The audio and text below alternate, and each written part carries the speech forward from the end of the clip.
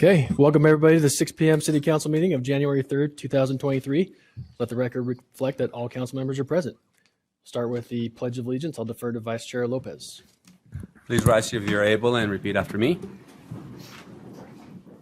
I pledge allegiance to the flag of the United States of America and to the republic for which it stands, one nation, under God, indivisible, with liberty and justice for all. Thank you. Thank you. Please consider joining us for a moment of silence.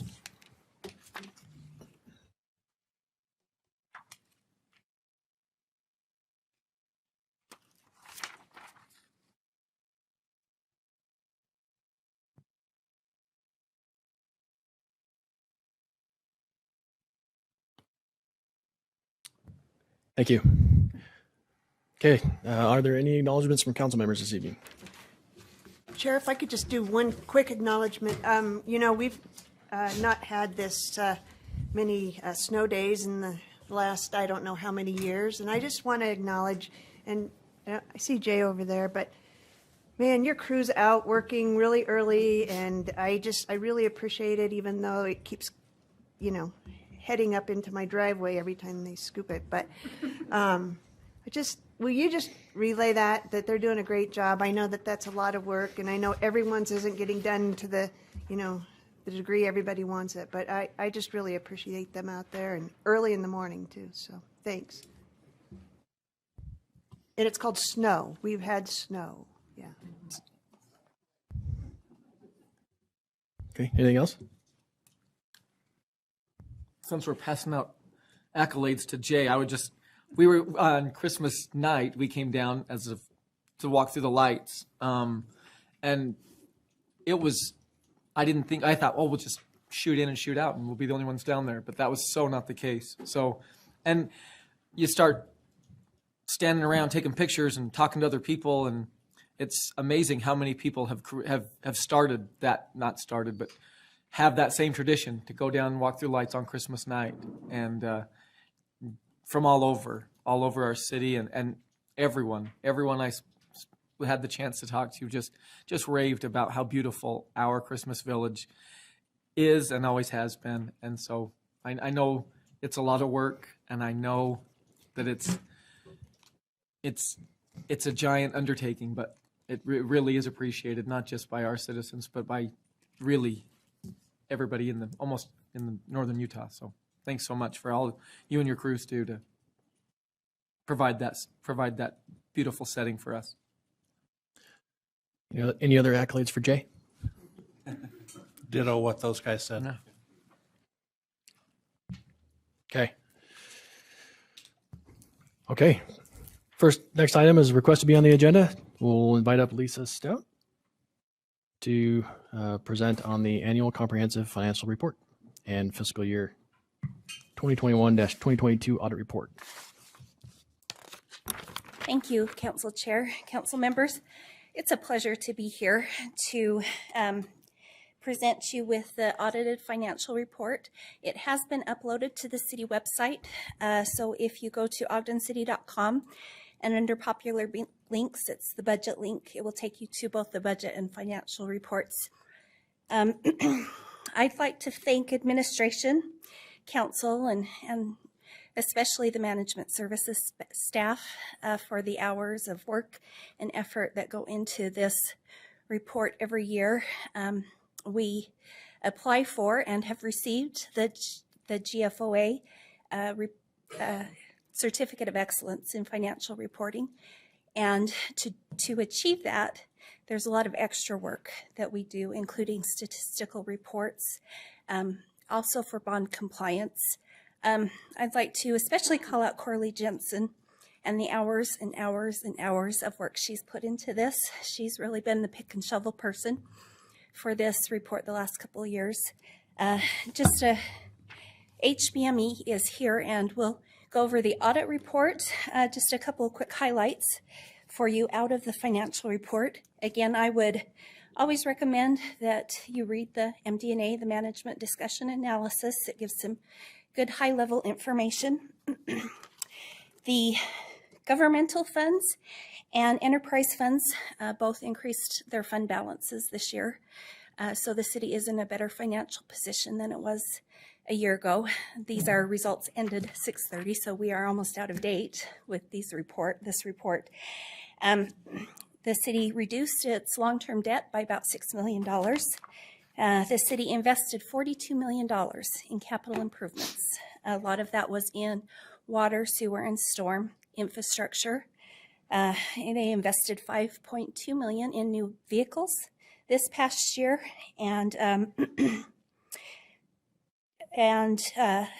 part of that was capital improvement projects. Was a $21 million balance at year end, and a lot of that was for the airport as well. So we look forward to meeting with you in February to go over the financial report in further detail. Thank you. I knew you were Jeff. Call me crazy, but I profiled you as the accountant. As the auditor, the Yeah. accountant in the room, yes. My name is Jeff Miles. I'm a partner with HBME, and just go over quickly our audit reports from this fiscal year. I think first of all, we did meet with the audit committee about a month ago to kind of preliminarily discuss any findings which we had during our audit and discuss management. I'd like to commend management this year. They were my only city that I audited this year that had 0 audit adjustments that came from us as auditors. So that to me is very commendable.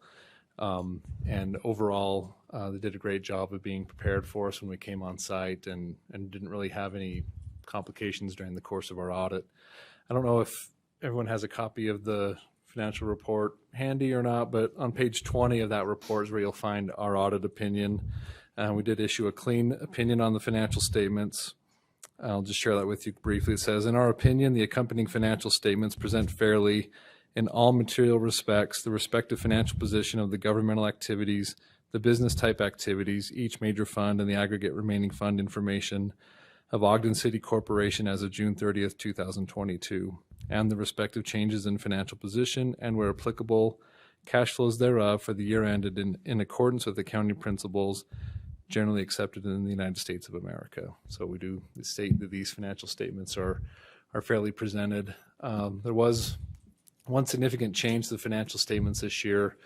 The Accounting Standards Board, they keep throwing new things at us this year, and we had to implement a new lease accounting standard, which for Ogden City was a pretty substantial task to go and identify all those different various lease contracts at the city and then to reflect those in these financial statements. As far as compliance is concerned, as part of our audit, we gain an understanding of the internal controls of the city, and every transaction we look at, we ensure that those transactions are being properly handled, and we did not identify any deficiencies in internal controls or material weaknesses that we feel need to be communicated. I feel like the city has been making incremental changes and improvements each year since we've been the auditors, and to have no findings with regard to that. And then with state compliance, each year state auditor's office has us look at various different things to ensure the city is in compliant with those. And I don't know if you've been given a copy of our compliance report or not before this meeting, but we did have one instance of non-compliance. The city had one of their funds that was over budget by $40,000, which is, with how much the city has going on, that's pretty inconsequential, but it's kind of a yes or no answer for us as auditors. And we discussed that with Corley and Lisa of why that occurred. It was actually an item that should have been carried over from the prior year budget that was just accidentally omitted when they prepared the 2022 budget. But unfortunately, we didn't catch that until we were during the audit. But otherwise, we feel like compliance is good and no other findings at this time. We are in the process of completing our federal single audit, and that should be completed hopefully by the end of this month, and then we can probably discuss that during our work session in February. So I guess, are there any questions from City Council? Questions for Mr. Miles?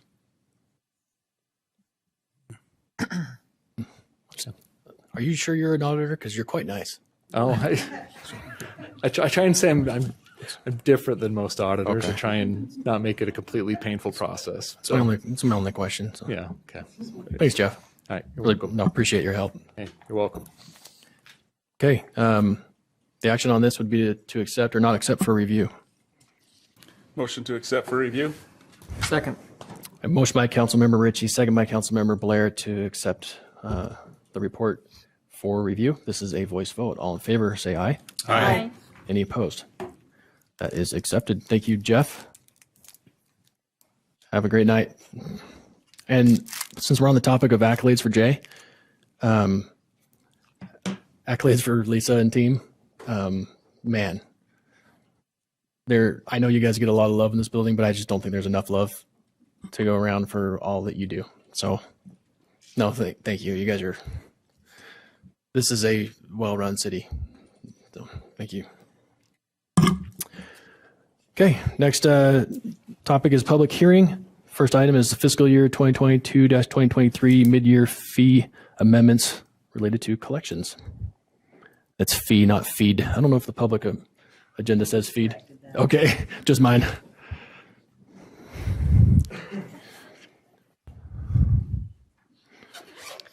Council members, good evening. The Ogden City Treasurer's Office is proposing to add a $50 collection fee to the city's fee schedule. Purpose of that fee is to support and sustain a collection group we organized in May of 2021. As any group would have, we have operational and software and personnel costs that we're seeking to cover. However, this collection group does not retain any of the revenues that they collect for the city. The scope of this is that our originating departments who generate and bill, they hold those debts for 30 to 60 days and attempt to collect them. And so this fee only applies if a debt is sent to our internal collection agency, which we try to avoid by having our home department, so to speak, collect on those first. Pursuing a question from our work session, we did confirm that as far as state law is concerned, we're not required to provide notification for the fees that we add. However, we still do notify. On the notifications that we send out, we do include verbiage that explains what the city can do as far as adding additional fees for court costs, attorney's fees, things like that, that we do include. The outcomes that we're seeking would be to cover approximately 90% of our collection group's cost. We do recognize they do other things in addition to collections, hence the 90%. There are some things that they do that aren't strictly collections. And finally, that burden of collection costs would rest on the debtor, which is what we're looking for. Again, we don't want to remove any funds from the revenues of the various departments that we collect for. So that is what we are looking to do. Any questions that I can answer? Questions for Gabe? You nailed it, bruh. Okay, thank you. Okay.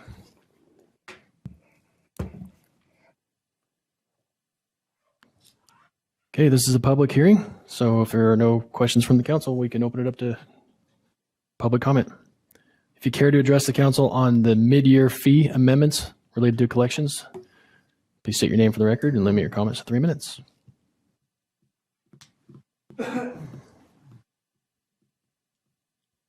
Chair, seeing no movement, I would make a motion that we close the public hearing on item 4A1.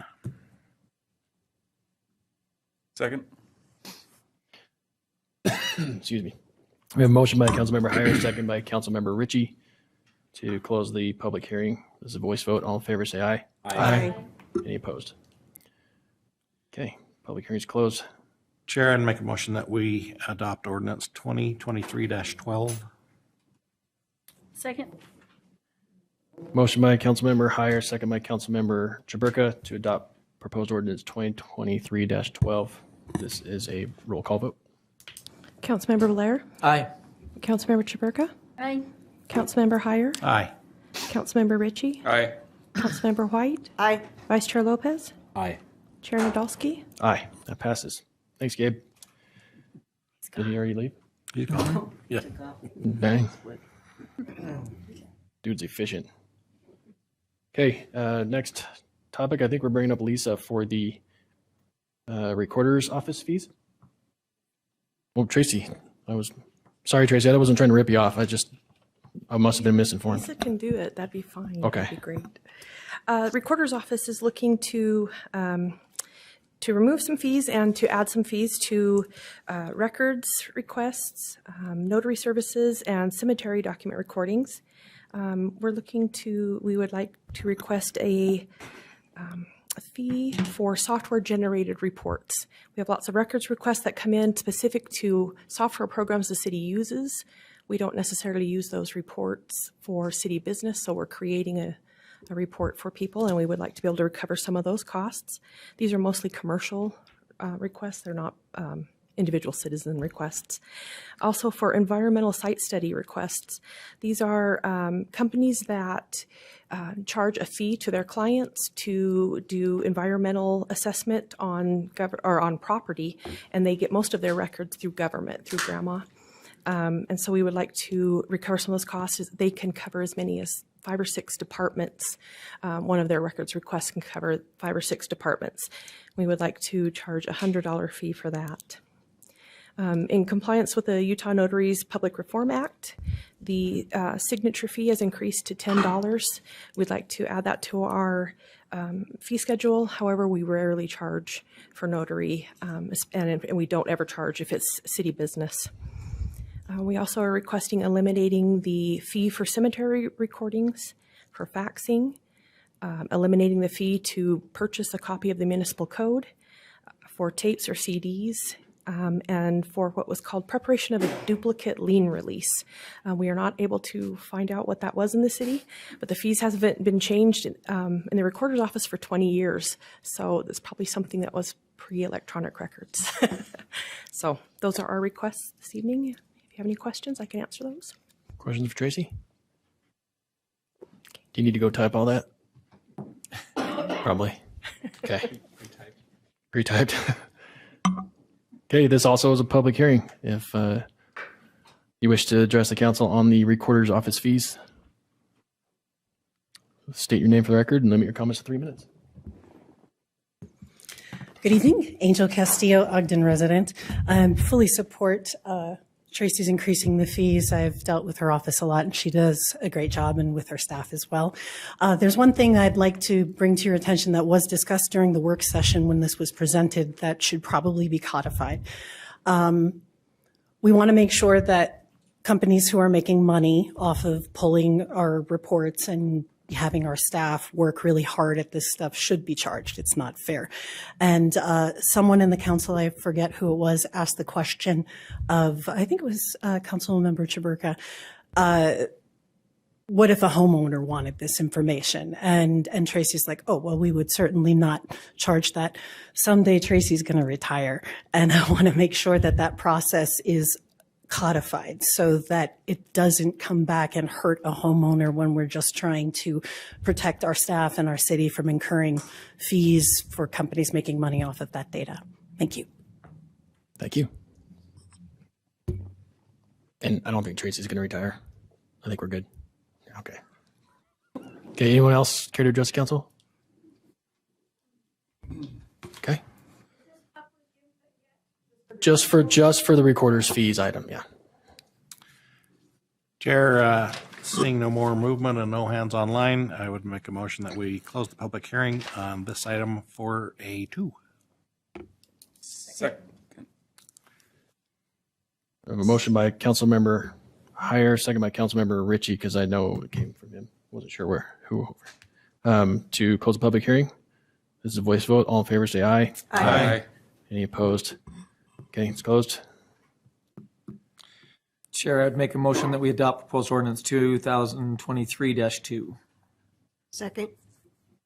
Motion by Councilmember Blair, second by Councilmember White to adopt proposed ordinance 2023-2. This is a roll call vote. Councilmember Chaburka? Aye. Councilmember Heyer? Aye. Councilmember Ritchie? Aye. Councilmember White? Aye. Councilmember Blair? Aye. Vice Chair Lopez? Aye. Chair Nadolski? Aye, that passes. Okay. Tracy, do you want to take the golf course fees? See, I had to get it back for you. Okay, Lisa, I think you're up on this one, right? Sorry. Had some making up to do.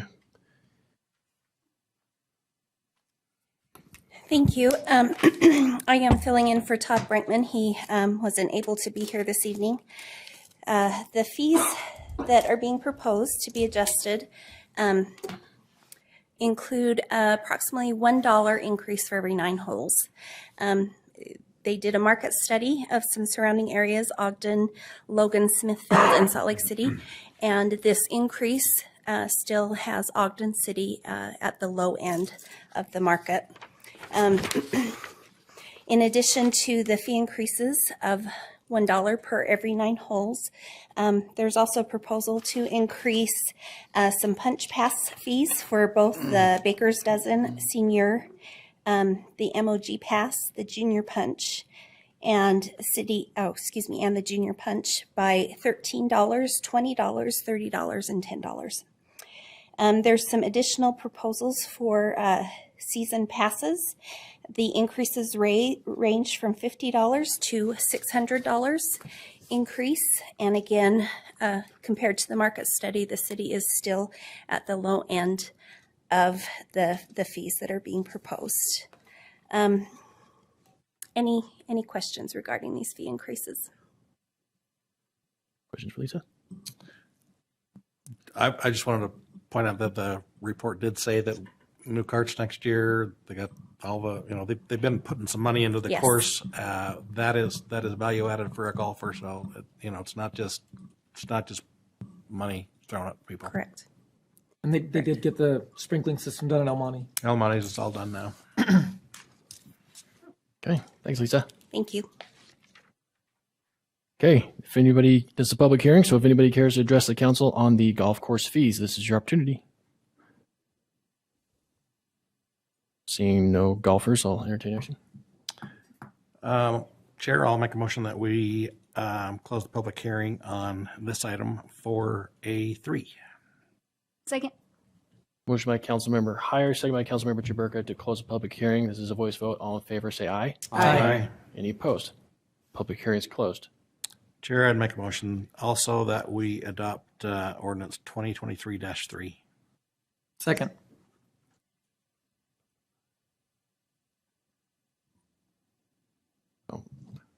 We have a motion by Councilmember Heyer, second by Councilmember Blair to adopt proposed ordinance 2023-3. This is a roll call vote. Councilmember Heyer, Aye. Councilmember Ritchie, Aye. Councilmember White, Aye. Councilmember Blair, Aye.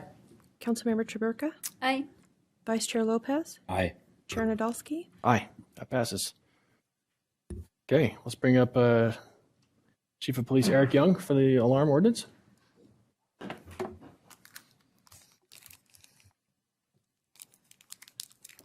Again, council members, thanks for having me back. We've talked quite a bit about alarms recently in the past couple months. I briefed you on our plan, how we're going to handle alarms going forward in the police department in a closed session. And today we're talking about the changes to our alarm ordinance, which have been on the docket here for a little while. What we found with our previous alarm ordinances was just inefficient and ineffective to enforce the way it was written. The requirement for the alarm fees, we were getting the alarm permits in. The only ones who were really paying the fees when the alarms were reaching that limit of being over the limit for false alarms were the large corporations, like the $250 fine didn't really matter to a Home Depot or a Lowe's or one of those. The rest of them, we didn't really have anything to hold over their head. To charge that fee, we were having to go out and try and do collections for the fees. The amount of manpower and effort from employees in the police department, we had one full-time employee in the police department doing nothing but managing one other program and alarm program. And then the treasurer's office had an employee spending a significant period of time trying to track paid invoices, create invoices, and look to those that had to go to collections. It was just inefficient. So looking at what other agencies of our size were doing, we changed the way we're going to respond in our protocol, and we're changing the alarm requirement to not have a permit, but we're still going to allow us to send an invoice and fee to those who still abuse false alarms. So if we have a business that isn't still having excessive false alarms, we'll work with the treasurer's office, we'll create an invoice, and we'll still bill them for the false alarms, but we're not going to manage an alarm process. We're going to be more effective and efficient in the way we respond to those alarms, rather than expending a lot of energy on a program that still left us with an exorbitantly high number of false alarms, even with the program in place. I briefed you previously about the thousands and thousands of hours hours the officers are spending every year is responding to false alarms when they should be working on more productive stuff. So we feel this is going to be a move in the right direction, and we appreciate the attorney's office and Kitty Ellis making the changes to the alarm ordinance that you have in front of you tonight. So any questions? Questions for Chief? Have you reached out to, sorry, Chair Gunning. Go ahead. Have you reached out to the alarm companies? We did, and we actually made a list. I'm sorry I didn't bring it tonight, but we actually did a spreadsheet, and we contacted every alarm company, and we actually researched any alarm companies from any we could find from previous alarms. And as I'd mentioned in a previous meeting, we had reached out to the president of the Utah Alarm Association prior to any of our first meetings, and we have a copy of the email where he stated he'd be responsible for contacting, but we went out and made calls through our office individually. If they didn't answer the phone, if there was an email, we sent an email. But to be quite honest, there were several that were not very responsive. But we did make an effort for every known alarm company. Thank you. Do we have that list somewhere? I can share it with you through Janine later. That'd be I great. apologize Thanks. for not bringing it with me, but Thank I do you. have the spreadsheet. Okay, anything else? Okay, thanks, Chief. Thank you.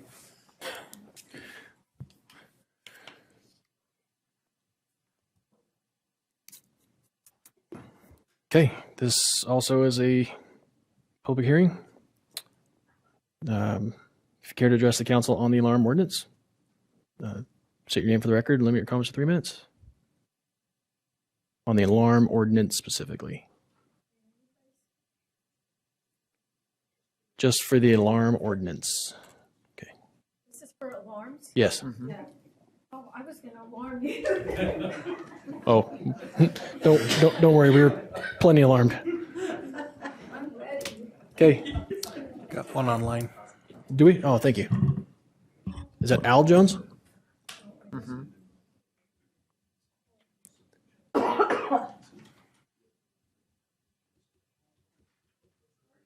Al, can you hear us? Are you there? I can hear you now. There you are, buddy. My name is Alan Jones. I'm an Ogden resident, long time, and I'm a fan of charging fees for alarm companies so that we can get ahead of this.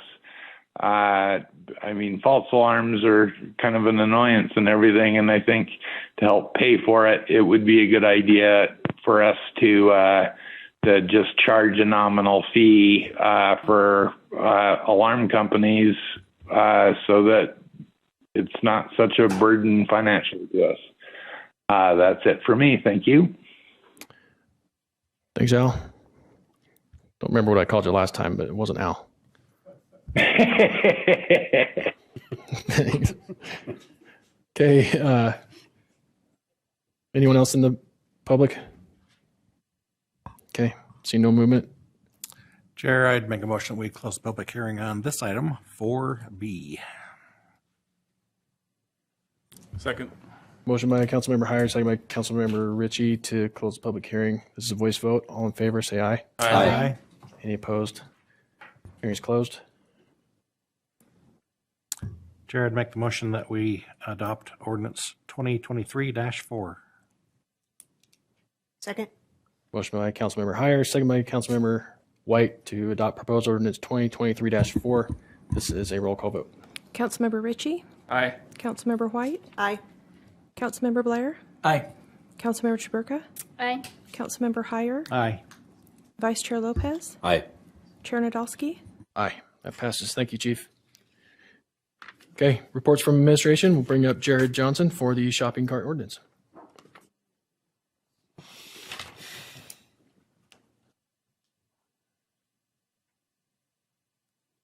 Chair Nadolski, members of the council, thank you for your time. The request before you tonight is to amend the Ogden Municipal Ordinance, Chapter 5 regarding shopping carts. In the last year and a half, our local free-ranging herd of carts has been doing quite well. And that was for me, wasn't it? That was for you. And we're looking for some tools to try to help work on that. So in the ordinance, it kind of goes through, it sets owners' responsibilities, that carts must be labeled and identified, that they have to have storing facilities. They need to take steps to help them be removed, to help stop them from being removed from their property. They have to have signage. It also goes through and gives us authority to remove those carts from public and private property. So what we have found is that the carts end up in a lot of strange places. So they're in the parks, they're in the streets, they're on the sidewalks, they're in the river. We did receive one call to a residential cul-de-sac that we responded to, and we removed approximately 40 carts from that one cul-de-sac. So these are the type of things that we're dealing with, and those numbers are increasing. And so we're asking for some help to try to address some of those things. Upon any cart that we do take, we are required to provide notification to the owner if there's identification on it and we know who it is. If they don't come and retrieve those from us, we can charge them a storage fee until such time as they do come and get them. If they do not retrieve them after 30 days, it gives us the right to dispose of them, or they can actually sign a waiver that just allows us to dispose of them immediately if they so choose. And it kind of goes through some other information. I did want to call out, just in case, I believe we have it fixed, but just in case we don't, on the actual ordinance itself on page 7 in 1252 section C on the third line, it references subsection 1252E, and that should be 1252F. That's just talking about the waiver that they can opt into if they would like. We are mostly, Code Services will mostly be kind of taking care of this for the most part, and their main focus will be on unoccupied carts that are just abandoned and left. Any occupied cart that we encounter, those would be deferred to our homeless advocates, and they would work with those individuals for education and enforcement procedures in those instances. Thanks, Jared. Can you restate that correction? Yeah, it's on page 7. Got it.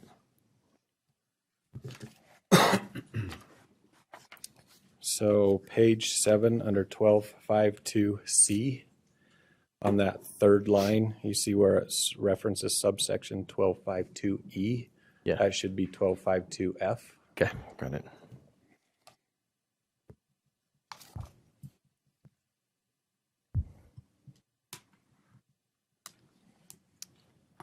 That is the request before you. Any questions I can answer for you? Questions for Jared? Yes, Chair. We did talk about this in the work session, but there are grocery stores outside of our jurisdiction that have carts that find their way into our jurisdiction. Is there, maybe you could explain how that is being managed at all, if at all? We'll take the same approach if it's an establishment that's we know where they are, if they're close to our border, if we can identify them, we'll still try to take the same approach with them and follow a lot of these same rules. One of the things that's been interesting, we've picked up a lot of carts for stores that have closed 10 years ago that aren't in our jurisdiction or an adjoining jurisdiction. And so obviously we've just disposed of those carts. There's nobody to return them to. Right. But we would most likely handle it the same. We would try to notify them, work with them. It's an impact to their business. They might not be in Ogden City, but their business is still important. Mm-hmm. So we would take these same steps, and try to work with them the same way. Thank you. Sure. Anyone else? Just a real quick question, or actually, can you tell us about how much a shopping cart costs? We've heard varying, when we've talked to the different stores, we've heard varying figures, anywhere from $800 to $1,300 a cart is what their purchase price is. So I don't have an exact figures, but those are estimates that they've given us. And we did, and I didn't bring this up, but thank you for asking that. A couple months ago, I personally, along with Chris Tremea, we started on the north end of the city, went to the south, and we went and met with the store managers of, I'm not going to say we got all of them because I'm sure there's some that we missed, but we tried to identify every business that had carts. And we went and met with them, gave them a copy of this ordinance and asked for their feedback. We did get a couple of small things that we incorporated into it, but really didn't get any pushback, even though they know it requires steps for them that they have to take, and there's potentially fees. The comments that we heard back was losing those carts is detrimental to our business. It costs us, it hurts. So, you know, it's to their advantage to keep a hold of them as well. Thanks. I have a couple questions. Okay. So with the new ordinance, if someone were to call us and there were 40 carts in a cul-de-sac, would we still go pick them up if they're identifiable? If we know they belong to a certain store? We would. We would? It was just like the ones we did. So we would go pick them up. If there's at least one business that we talked to in town that has, I applaud them. They have a cart retrieval company that they have hired that will come and pick theirs up. If it's a business like that and we know they have that service, we would probably ask them to just come and get them, you know, and so we don't have to keep transporting them around. But if somebody's being non-responsive and they're there, yes, we would pick those up. Do we charge a fee for us to pick up the carts? We have that storage fee of $2 a day for each cart. Okay. And then I have one other question. Based on a shopping cart being of value, let's say, well, $800 to $1,300, if someone were to, well, if someone takes a shopping cart that's not theirs, what's the penalty? What's the misdemeanor or the? So there are penalties in here. It talks about what those requirements are. Number one, the first action we're going to take is an education process with them. And there also in the ordinance is the ability that if a store has a very loyal patron and they allow them to take a cart to and from their house, they can do that. We would ask for written permission for that to happen. But if they don't have that, again, it's an education process depending on the circumstances. As we talked about briefly before, you could have some different. You could have a homeless individual that has one. Again, we would contact the homeless advocates to help us in that situation. You could have a homeowner that just doesn't have any other way of transporting those, and so we would work with them different. But yes, there is a penalty situation in this that could go. I don't anticipate that this is something that we would be pushing hard and looking after, but it could get to a criminal stance. And then I have one other question, and this is just way out there. Just let's say, I don't know how many carts we gather up in a 6-month period. I don't know, but they are valuable. Would the city ever consider selling those carts, or just keeping them or destroying them, or is that our only two options? I think that we most likely would destroy them. They're not our property to take and sell, just like they weren't somebody else's. If a company was to go through and waive them, what we've identified by ordinances, we would dispose of those. What our plan would be at this point is we would go through and take them to a recycler for the ones that are mostly metal. Some of the plastic ones are a little different, but the big heavier metal ones we would just take to a recycler. Okay. Anything else for Jared? Thanks, Jared. If just clarify, if anybody makes a motion, please clarify the correction that Jared mentioned on page 7.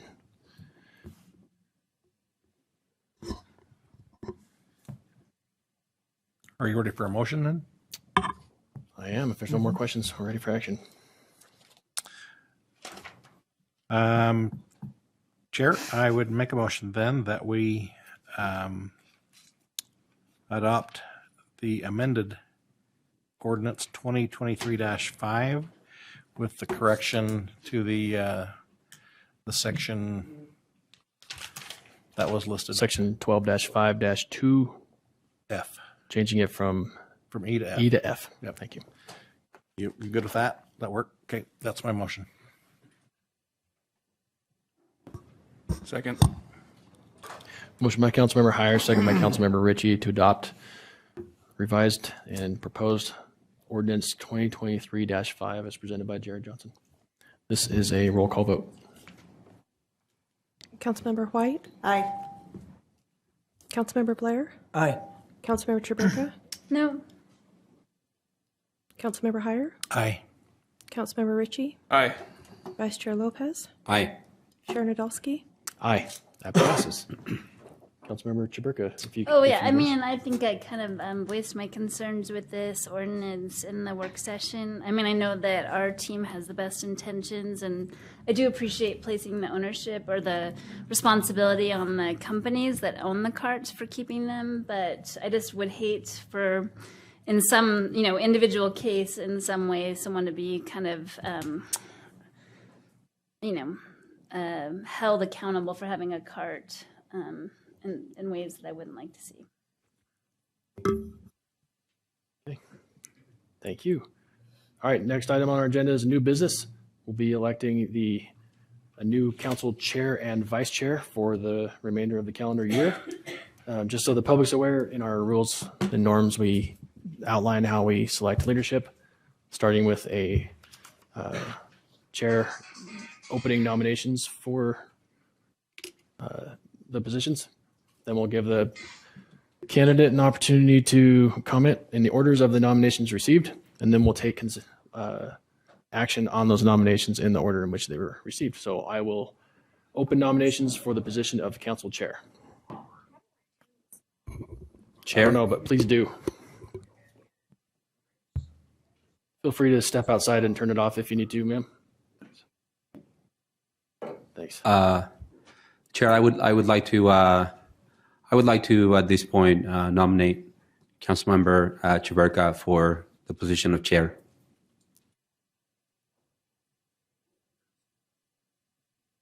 Okay. Any other nominations for council chair? Okay. Seeing no other nominations, Councilmember Chaburka. Thank you. Sorry, thank you so much for the support, Vice Chair Lopez. I'd be happy to serve as the chair for next year. I really, really hope that there's not a pandemic this time. I can't promise anything, but that's when a lot of things changed for us the last time I served in that position. So I hope that won't happen again. Yeah, you did draw the short straw on that one for sure. Okay. Any questions for Councilmember Chaburka? Okay, we'll take consideration or a motion.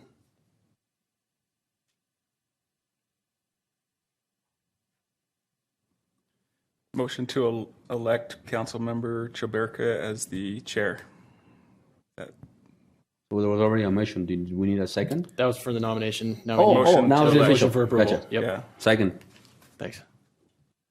We have a motion by Councilmember Ritchie, second by Councilmember Lopez, to appoint Councilmember Chaburka in the position of council chair. This is a roll call vote. Councilmember Blair? Aye. Councilmember Chaburka? Aye. Councilmember Heyer? Aye. Councilmember Lopez? Aye. Councilmember Nadolski? Aye. Councilmember Ritchie? Aye. Councilmember White? Aye. That passes. Congratulations, Councilmember Chaburka.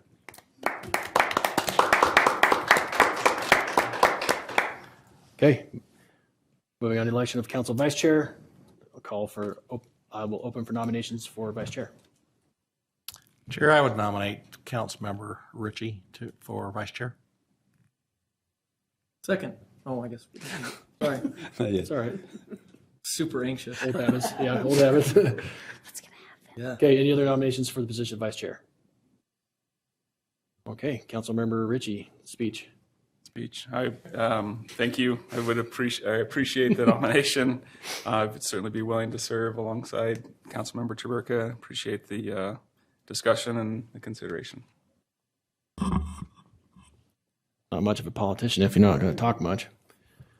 Okay, questions for Councilmember Ritchie? Okay, I will entertain consideration or motion. And I'll make the motion that we elect Councilmember Ken Ritchie as vice chair. Second. I have a motion by Councilmember Ritchie, second by Councilmember Blair to select Councilmember Ritchie for council vice chair. This is a roll call vote. Councilmember Chaburka? Aye. Councilmember Heyer? Aye. Councilmember Lopez? Aye. Councilmember Nadolski, Aye. Councilmember Ritchie, Aye. Councilmember White, Aye. Councilmember Blair. Aye. That passes. Congratulations, Vice Chair Ritchie. Okay, and Tracy, who is not going to retire, is going to administer the oath of office.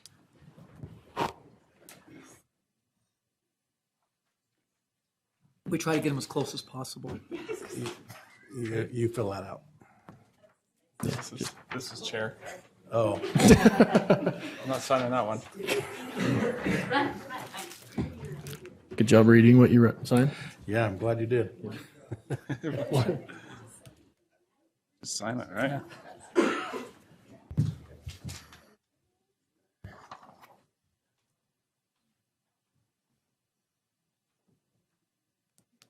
You would stand and raise your right hands and repeat after me. I do solemnly swear I do solemnly swear that I will support, obey, and defend that I will support, obey, and defend the Constitution of the United States the Constitution of the United States and the Constitution of the State of Utah, and the Constitution of the State of Utah, and that I will discharge the duties and that I will discharge the duties of my office with fidelity. of my office with fidelity. Congratulations.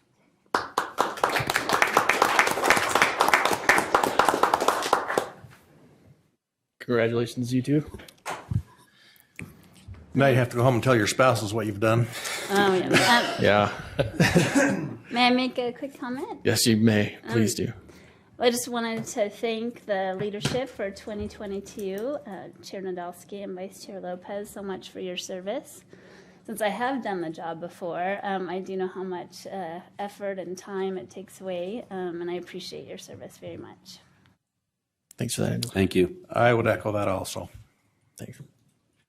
Thank you. For the members of the public, being chair and vice chair is 10 times more work than being regular council member. What do we call that? So huge appreciation to you guys for your willingness to serve, and I really look forward to 2023 and serving with you. I just want to second that. I want to say thank you very much for your willingness to serve. As we all know, it's not an easy task, and probably, especially being the new guy, probably a little extra. He lost that 2 days ago. He's not the new guy. He's the vice chair. Probably a little There you extra go. hard, a little extra hard for you, but thank you. Yeah. You know, this decision always is hard and sometimes awkward, but I just want to express my sincere appreciation for. There's just been a lot of honesty and candor and grace in the background, and so sometimes the hardest thing to do in leading is to step back, and a number of us have done that, and for those that do, just want you to know that I appreciate you, and this is a hard job, so let's have a good year, and I look forward to it. Thanks, you guys. Okay. Sure. Yeah. So since we're making comments on leadership, that way I don't have to comment again. Sure. during the council member comments. Yeah. It's just very, very shortly. I also wanted to say thank you to everyone else, the rest of my colleagues. I just want to say democracy is messy, and this job is hard, and I'm sure that everybody is doing the best they can, and I really thank all of you for what you do. So thank you very much to all of you. Appreciate it. Okay. Chair, if we're going to do our comments about council, I'm going to go ahead and pipe in right now. Speech. Yeah, it might be. First of all, let me say congratulations to Councilmember Chaburka and Councilmember Ritchie. As I both of you have reached out, as you both know, I really wanted to vote no on this tonight. again, not because of anything against either one of you. I respect both of you immensely. The main reason was I didn't want to give Councilmember Ritchie another reason to be the new guy. But no, really, I'm very pleased with where we're at for leadership. But I do have a lot of mixed feelings and hardship on how we did get to this spot. Council or Chair Nadolski did mention it or lead to it, and it is hard. And I just want to provide maybe a little bit of background or a little bit of detail on that. I've been through council elections more than anybody here. They're not easy. They're not without some hurt feelings or without some hardships. And early on in the process, I was certain of one thing and one thing only, and that's that I would not be serving in leadership, which made all of you happy. But I approached Councilman Heyer, who I felt has been a phenomenal leader, and someone that I thought has done a great job in representing each of us very well. And I would just like to thank Councilman Heyer for the conversations that we've had. I would like to thank Councilman Heyer for the discussions. Sometimes it's hard to see things two different ways, and he does a phenomenal job of seeing both sides, of explaining both sides, and I appreciate his leadership in guiding me through those conversations. I appreciate Councilmember Chiburka and Councilmember Ritchie reaching out and asking how I felt about upcoming leadership and taking my thoughts to heart and listening to me. Chair Nadolski had mentioned that a little earlier, and I would just like to publicly not only wish Councilman Chiburka and Councilmember Ritchie the best in the upcoming year, but also to thank Councilman Heyer for the grace and the dignity in which he handled this process. He's someone I respect very much, and the last few months I've only grown to respect him more. So I appreciate this last bit, and I want you both to know I wholeheartedly support each and both of you. I will be here for you. I hope that we can continue to have dialogue and continue to be open and discuss the things that are coming, because there's big things coming, which is great, which is exciting, and which is what we've been working towards. So it is a process to get to this point, and I respect the end result, and I'm very pleased with the end result. I just didn't want to be overlooked, the time and the effort and the consideration that some people took to get here. So that's all. Thanks, Bart. Appreciate it. Okay. Anything else? Okay. Now we're to public comment.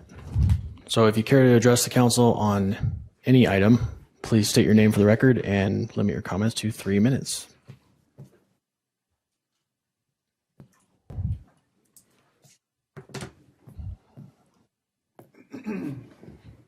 Hi, I'm Teresa Holmes, and I feel really bad having to come up here again.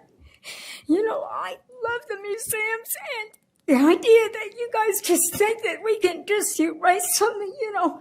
I had docent training. They trained us when I first started with the museum. And if you couldn't do the tours, you didn't get hired. Now, I mean, all the signs are gone, and half the people there won't even know what anything is. I'll bet you nobody even knows of the telegraph poles in the maintenance away from Promontory. You know, I mean, there's little things like that, and the signs are gone. You guys are taking down everything, you know, and I've had to sit and watch it. And I love the museums. I think they're worth saving in the station. I think they need to be expanded on. That's our history. And the idea that people think that, oh, they're just museums, let's put some stores in here. I don't think it's going to cut the mustard for our history here in Ogden. I love Ogden, you know. And I've taken so many children and classes through the station, taught them about the transcontinental, how Ogden fit into it. And it's really hard to see people get hired that care nothing about our history and nothing about our museums. And I do. And most of the volunteers that we had before they died, you know, they told me, they said, Teresa, you stay here and you keep these museums going. They said, they're going to try to get rid of them again. We know it, you know. And when we picketed Matthew Godfrey's office, I took pictures of all the seniors carrying their picket signs like Save Union Station. And they were asking me when they could picket again. I'm going, there's nothing to picket about. We saved it, you know. So I took all these pictures and they gave them to their grandkids. I mean, our history is worth saving. And to hire people that don't even give a darn about what we have is crazy. I have seen displays disappear. I have seen signs go down that explained how Matt Browning procured the cars. Like one had a sailor drove this car from Hollywood to Houston. He left his car at a warehouse and he never returned after the war. And it's lucky I memorized all the signs because you guys are going to need me one of these days. Anyway, just please, please reconsider getting rid of the museums, please. Thank you. Thank you. Okay. Next. Just remind the public to watch your language, if I can do it. Anybody can. Anybody can, yeah. I'm Steve Jones, an Ogden resident. And first of all, I'd like to thank the current leadership for your service in the last year. It's made a difference. And, you know, so it was, I know, rough, but it made a difference. And welcome and you know, congratulate the new guy on the block and Angela for taking on the challenge of the new year. As usual, I'm going to talk about Union Station. And what I'd like to request is that in the work session, you talked about possibly tabling the vote on the two bond issues. I would really like to recommend that the council put Union Station as your #1 priority. I've heard things like, well, we're not going to do a new museum for 14 years. And with the deferred maintenance and things that Teresa mentioned and so forth, we really need to get ahead of the power curve, understand. In the work session, you mentioned doing a roadmap. I think that roadmap is absolutely critical. Get the word out to what is going to be done at Union Station, and it's almost as important to get the word out what absolutely is not going to be done in written form so that everybody really gets on the same page. I think that one of the worst things that could happen is we'd get a plan in place and then find out there's not the funding available to execute on that for X number of years. So I'm going to ask you to put those bonds for the Wonder Block and the paid parking on the table until after we know that there is a solid plan for Union Station and the funding is going to be there to execute it. So thank you very much. Thank you, Steve. Okay, next. Mr. Wayne. Hello. Okay, Kerry Wayne, Marriott Slaterville. Again, I want to thank Ben, Luis. I'd like to thank you for the great job you've done. It's great to see that Angela will be filling your spot. Same with Ken over here. Like I said, I'm here tonight because I'm your nosy neighbor from across the street. And what I'm concerned about is I'm looking over and I'm seeing that the foundation is washing away from underneath your house and you're out buying chandeliers. And you're using the money from the account you don't tell your spouse about because, again, the lease money is something that I think needs to have a better accounting of. Again, I think, like I say, when Ogden's better, Marriott Slatersville's better. And so this is the reason why I'm coming to you out of love. And so I just want you to see that, again, possibly taking and making Union Station your priority, getting that all cleaned up and squared away. I think it'll make it a better development should you do the Wonder Block.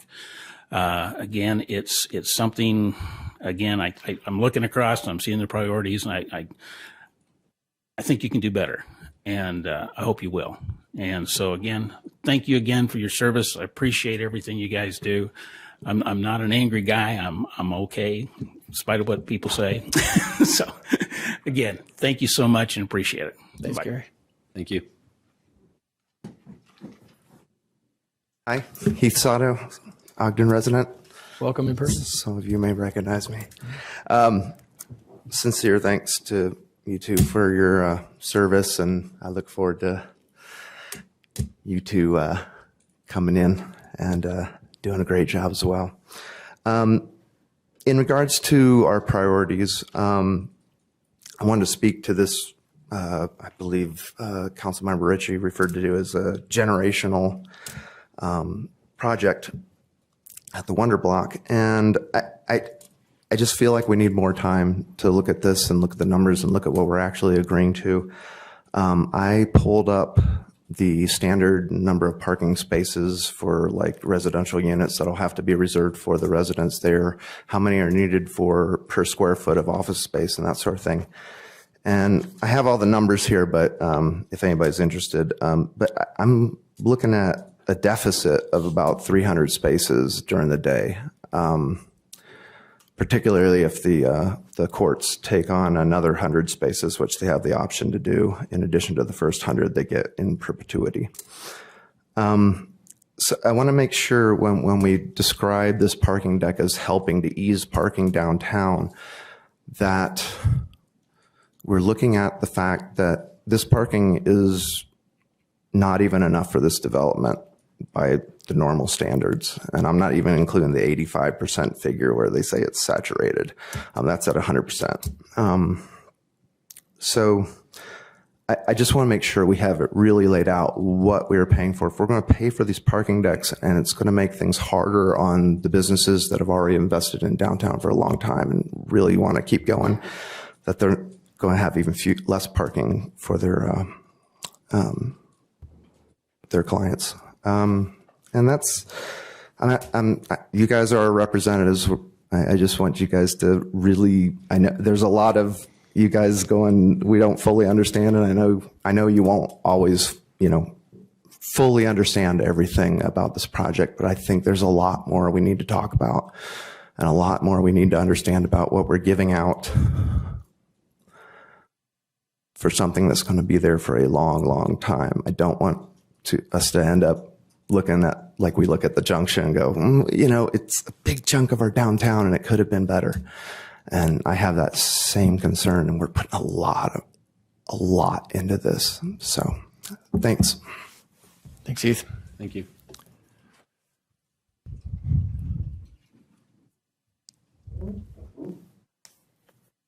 Good evening, Dave Timmerman, Ogden resident.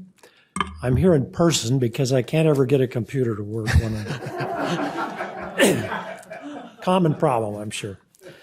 Anyway, of course, as has already been expressed, my condolences to Angela for signing up again. I don't know.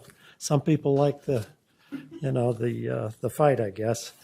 But I want to thank you all for your service, and I know it is really a difficult job, and you have a lot to do, a lot of responsibility, and the pay is so lucrative too. So you get all that. Anyway, my concern also has to do with Wonderblock. I would like us to have more time. I feel like part of me is concerned because of the push by the city giving us, and I know you kind of addressed this earlier. I was listening to the meetings earlier. The city, to me, it does seem like a rush job, and I wish we could have more time. I would think like a quarter, 3 months to flesh out some more details for us. I was looking at the website of the proposed builder investment broker, J. Fisher / JF Capital / about 1 million other previous corporate entities. It says on their JF Capital, on their website, JF Capital is a Utah-based real estate investment management and development firm. And then it goes on to talk about a city development that's going on now. And they talk about they've completed an impressive spectrum of services to investors and boasts over $800 million in real estate acquisitions and development. Although they have 32 employees, their revenue listed is $16.4 million. I just feel like we're missing something here, and I don't know what it is, but it seems to me that if the company is that big, if they've got that many developments going, I would like to have more information about it. I wonder about the Rite Aid block. I wonder what the delay is there. I look at a lot of these projects that they've been doing in Salt Lake, throughout Salt Lake County, in Bountiful and Centerville and all over. Idaho, I think there's a proposed one. I don't see a whole lot of completed buildings. I see a lot of buildings. I see some building, but I don't see the completed picture. I can't even find a lot of information about who they are. And some of them, a couple of them, have somewhat dubious backgrounds. Anyway, that's what I'm pleading. Please give us more time. Let's try to get more transparency. Let's see if we can get an audit of this company. Why should we trust them with so much of our public monies? Thank you very much for your time. Thank you. Thank you.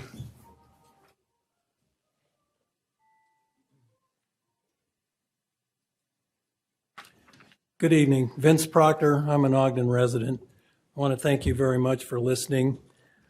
I, too, have some concerns about Wonderblock. I'm disconcerted and perplexed by the speed of which you're charged for determining the viability and the potential approval of the bonds to fund the Wonderblock development, especially considering the immense volume of data, statistics, assumptions, and financial information you must process, assimilate prior to making a decision regarding the crucial vote next week. It has to be daunting and I'm sure at times overwhelming. I have repeatedly heard the financial positives of Wonderblock. What I haven't heard is a thoughtful and facts-based discussion of the financial risks, a comprehensive developer vetting process, and a clearly articulated plan of protective backstops should the assumptions associated with the Wonderblock become flawed or entirely wrong. 3 examples. First of all, I would expect you people to do a better job of vetting the developer, strategic partners, and their association with Marcus Southwick and Winter Fox Limited Liability Corporation and the Copper King mine stock scam. That's found on the internet, and I could give you the citation after the meeting if you need it. I also cite the Clearfield Mark development. The developer plans called for 2 apartment towers, a group of townhomes, and due to the developer's inability to secure subcontractors, the developer has mothballed Tower B and the townhomes in order to complete Tower A. The developer remains responsible for the debt service while experiencing a major decline in the projected revenue stream that supports the debt service. Finally, I remind you of the devastating fire at the residence at Sugar Alley. Therefore, what are the backstops, including provisions for liquidated damages should the Wonderblock project, God forbid, encounter either of those scenarios I just mentioned? Now I'm what I'm really here for. The historical significance of Union Station cannot be underestimated. The current council and RDA staff heavy emphasis on the operative word current. You have all demonstrated your commitment to preserve the Union Station and the museums with the recent purchase of the campus. According to the RDA people that I've spoken with, the current projected timeline for the Union Station Museum project is somewhere between 10 and 15 years in the future. It is unfathomable that the current council and staff can make any credible argument or guarantee that in 15 years, the Union Station Museum's planned development will be really given the likelihood that none of you will be sitting here tonight in 15 years. I am skeptical the future councils and staff will demonstrate the same passion nor possess the ability to provide some financial support considering their increase in the city's long-term bond debt obligation going forward. Mr. Proctor, if you could just wrap up your comments for me. I'm almost done. Certainly that would adversely affect the future of Union Station. Based on those factors, I implore you to put the halt to the current process of next week's vote. It's time for you as individual representatives of your constituents to do what's right versus doing what appears on the surface to be the right thing. I'm not opposed to downtown development of the One Ogden plan. Thank you. Having said that, I will not support the current plan that places Union Station and the museum in the lowest priority. It's time to Thank you, halt Mr. the clock. Proctor. For future speakers, if you would just please respect the 3 I've only minutes. got like 3 more sentences. Just wrap it up, please. It's disrespectful to everybody else. Thanks.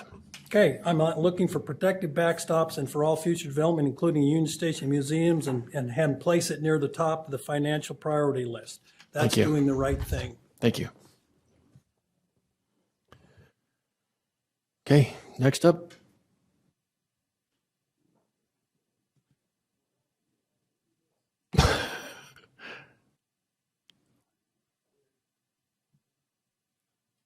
You got this, man.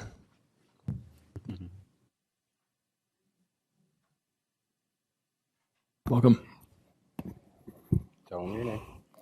Hello, I'm Bryson Chadwick, and I would like to mention that I would like to keep historic 25th Street and the station at the end of it in as much of its condition that it is in now. Thank you. Thank you. So with this little kid right here, this is where our future is. It's not up here. Hate to say it, guys, it's not. Our future is in these. I watch his school go to Salt Lake for field trips so they can learn stuff that they could learn here.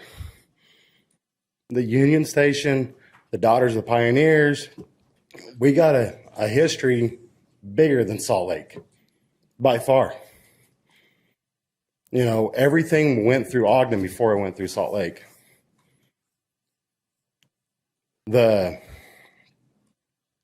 I'm just tired of seeing them have to go to Salt Lake to learn about Utah when Ogden is Utah. I appreciate it, guys. Can we get your name before you sit down, sir? It's Justin Chadwick. Perfect. Thank you. Yep.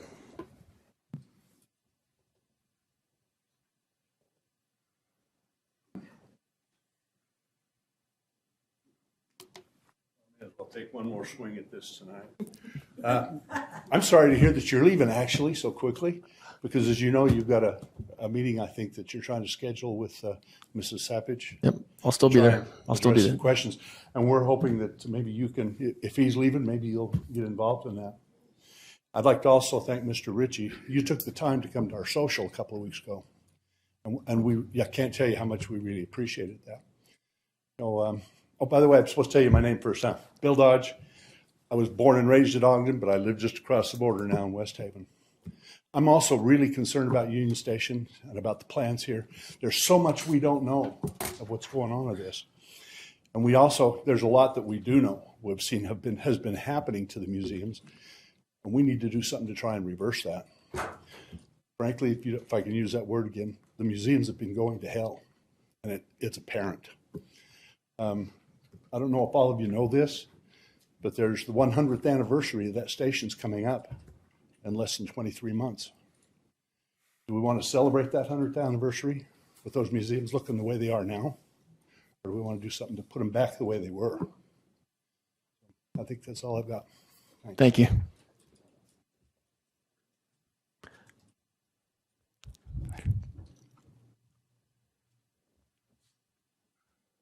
Hello, my name is Maya Smith, and thank you all for being here, doing what you do. Again, I know it's not for fabulous pay. I'm not going to say anything that probably hasn't already been said. I want as many voices to represent this feeling that we are moving too fast on this Wonder Block development to be heard and heard often. I'm very concerned about the developer. I live a couple blocks away from the Rite Aid development, and I've been watching that sit, I want to say 4 years now, approximately. I still don't know what's going on with that, but mostly I really did want to talk about priorities. Again, it's been talked about before, but I think about Union Station, I think about Marshall White, and I know that those things are on the table somewhere with funding. They're the priorities in the community. And I think that a lot of people that aren't here tonight to talk about that feel the same way as I do. I just don't think I'm alone. And when I've talked to people that I know about the parking situation in downtown Ogden with this Wonder Block proposal and the paid parking, everybody says the same thing. And it's what I would expect them to say. One of the most charming things about Ogden is you can come downtown and you can usually get a parking space and everybody can afford to do it, and the shops there depend on us being able to park there. So not to make too fine a point of it, because it's really not my biggest concern about the Wonder Block development, but it should be said, and said clearly, that I can't imagine a downtown Ogden that was suddenly Salt Lake with all of its nightmare paid parking and what that would do to the small businesses. Marshall White hasn't been mentioned tonight, but I do want to reiterate that that is something that a lot of the people that aren't here with voices represented really do count on. It's a very important part of our community, and it should be a huge priority. So again, to be another voice pleading for some real time to vet this developer, which my friends and I are personal vetting. Things don't look real good. I believe it's the same developer for the Rite Aid block. I have, like I said, my grave concerns about that, but just priorities. I understand that it's very politically expedient to talk about tax money in the future and to provide a lot of concessions for developers. But the voices of the community would plead with you to do this right and to vet this correctly. And I'm pleading for some time, like everybody else. Thank you so much for your time. Thanks, Maya.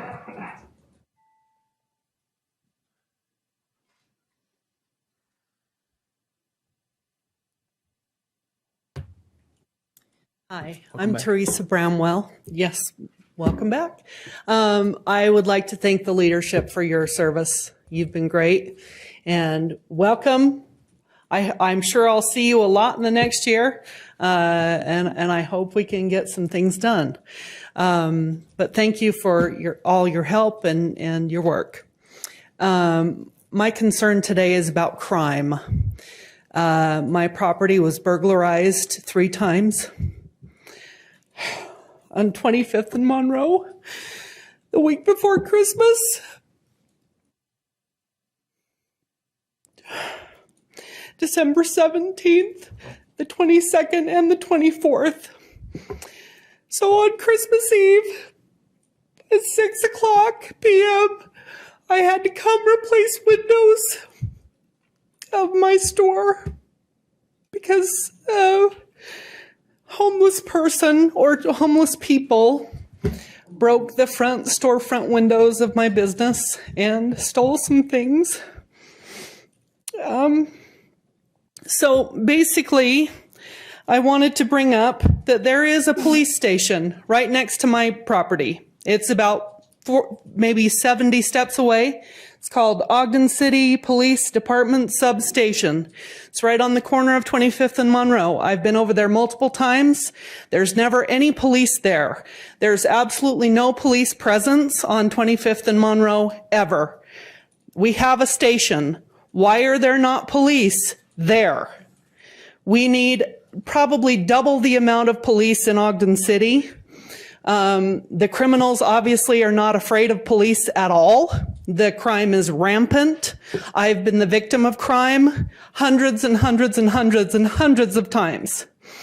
I'm in the position that I'm going to have to spend hundreds of thousands of dollars to fix the crime on my property, and that's imminent. I started today. I met with the engineer today to spend hundreds of thousands of dollars to fix my property from the crime that's been committed there. But the crime has not stopped. 3 times my property was burglarized the week before Christmas. We need police. We need tons of money being put into police. We need police at this substation that says Ogden City Police on it on 25th and Monroe. We need something happening in that block that Ogden City owns. It's a dump. It's a disaster. There's complete destitution and crime. We need help. I need help. I need your help. Thank you.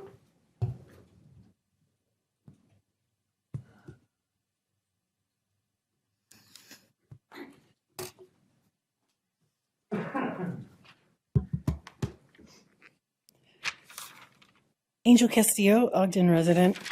I'm really sorry that happened to you, Ms. Bromwell. And you all know that I've always been a big advocate for public safety and have constantly, every single year, asked for more money for the police department. And so the sideways tangent of that is a $52 million bond is $100,000 a week. And that doesn't include interest. $100,000 a week without interest. How many police officers could you fund with that? And I know municipal bonds are for construction, but we do have a challenge with not having adequate support and pay for our public safety. We have, the last I checked, it's 147 sworn officers, and we very rarely ever hit that. And yet that has been in effect for over 20 years.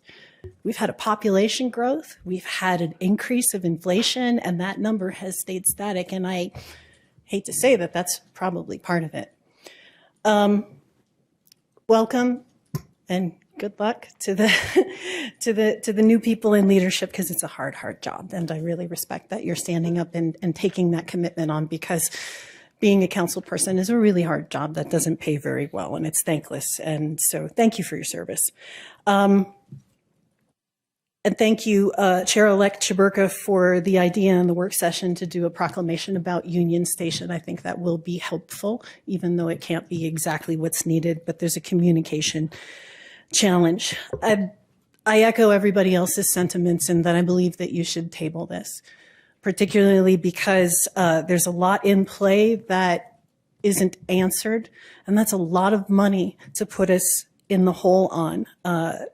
The Wonder Block is part of the Continental CRA, which expires in 2042, and it needs to be extended 10 years to accommodate this project. And if you extend that, it's one of 13 properties that you will not be collecting tax on. One of 13 until 2052. That's 30 years. 30 years. So in order for this to happen, you're going to have to extend that CRA. So it's not just what you're bonding for now. It can go on and on because you're going to push that 10 years. I encourage each and every one of you to reach out to the Weber County Commissioners or their economic development staff and ask them how they feel about signing off on TIF for Wonder Block. Ask them if they feel that there's appropriate and current economic impact report, fiscal feasibility study, and EIR as it pertains to water to approve the Wonder Block TIF. And the big question is, if we're not paying, if this isn't paying taxes, all of those people that are going to be straining our infrastructure, water, sewer, sidewalk, streets, where are we getting the money to pay for that during that time, or are we just going to let it continue to degrade? Thank you. Thank you.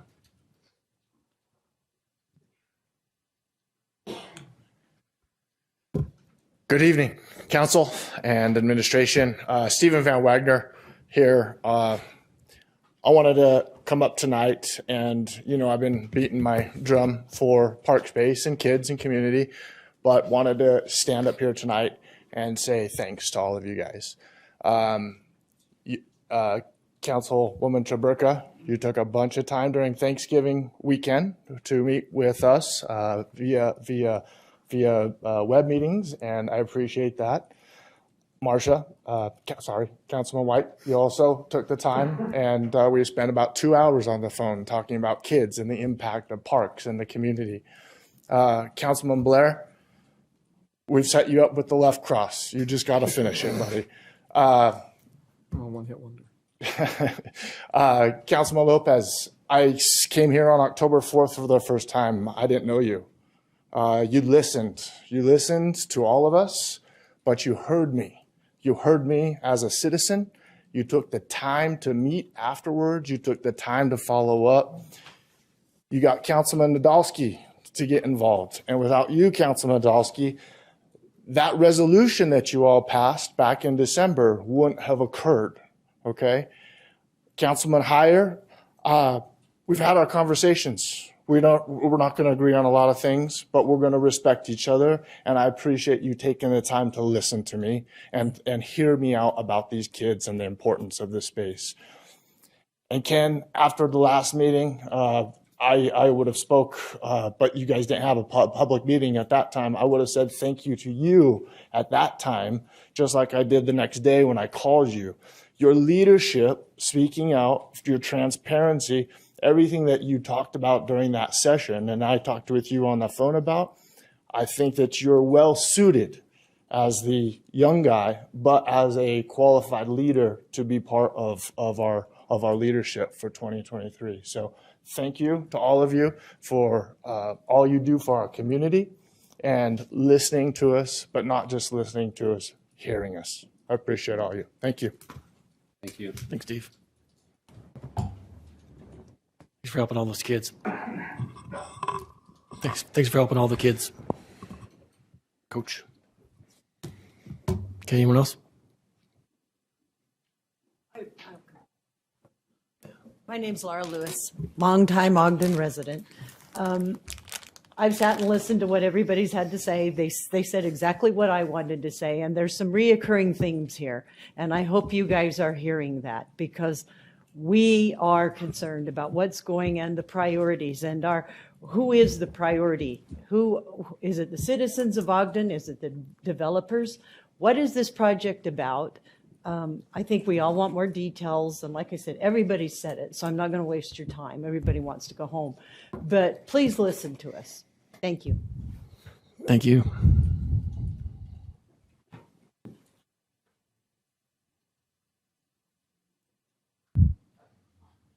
Hi, Travis Pate, life resident of Ogden, and I hope to anticipate a much longer life. I was looking at a couple things that I wanted to thank everybody for with regards to the parks, and actually pushing back against the administration with regards to saying, hey, we're going to take all the property and look at it equally. We're not going to possibly just turn it into housing developments or allow the private sector to turn it into housing developments, when the key aspect of open space. I sent that in an email to each of you, so I'd hope that you read at least just a simple 2-page letter, and then also quotes from Olmsted, from the Detroit area from the 1900s, the park aspect, as well as parks with the actual value that parks add to residential aspect. So I'll leave that aspect for you for the time. I'll leave a copy of ask that someone forward it to the recorder also. I've submitted hundreds of hours worth of work in various packets, and I would ask that over time you might just either print or just process those few works. I'm not mocking necessarily Mayor Caldwell on this stack. Every so often there's the martyr aspect or martyr speech of look how much work our individuals have put into this, and individuals that come up and speak negatively, possibly because of frustration that's negated the work that's done by the staff. No, it should be applauded, but I think the frustration aspect gets to it. And so the martyr speech of, oh, we worked so hard. Yes, fantastic. But we as residents also work hard, and we're not drawing a paycheck or benefits for doing our work. We're simply residing and staying. And as far as our neighbor from Mary Slaterville, our neighbors from West Haven that continue to show interest in this community, phenomenal. Thanks, applaud them. I still have a street light that's not fixed 6 years in advance. And yet they've taken down a light pole, their surplus property, 6 years. And so I'm like, where is the process? I've been here, I've said it. And as far as transfer of properties for redevelopment right, we need to look at that. So the Wonder Block, the Union Station, all those types of things, we need to say, where's the aspect of our transfer of property? Porter Avenue, 23rd to 24th, we just, RFQ, request for qualifications, not a request for proposals to say, how can you add to this community? The main quote on my letter to you simply says, a good community doesn't occur by happenstance. It requires thoughtful approach to how a strong community can become even stronger.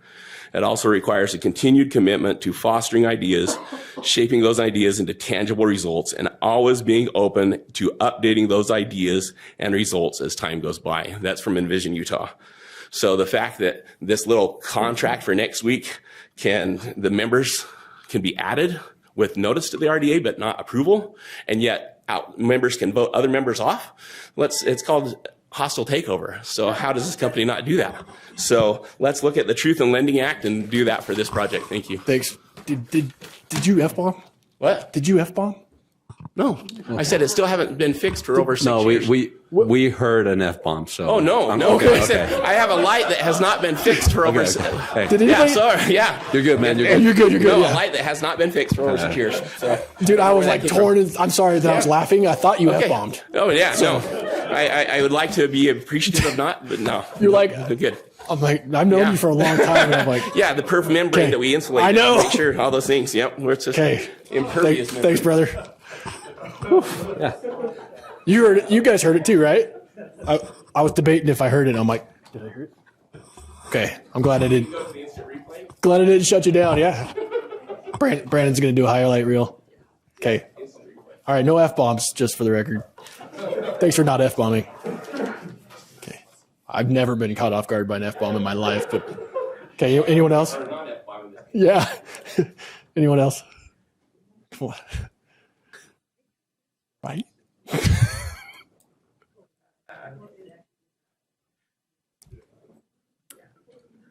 Good evening. My name's Carolyn Litu-Vaninkis, and thank you all for your service.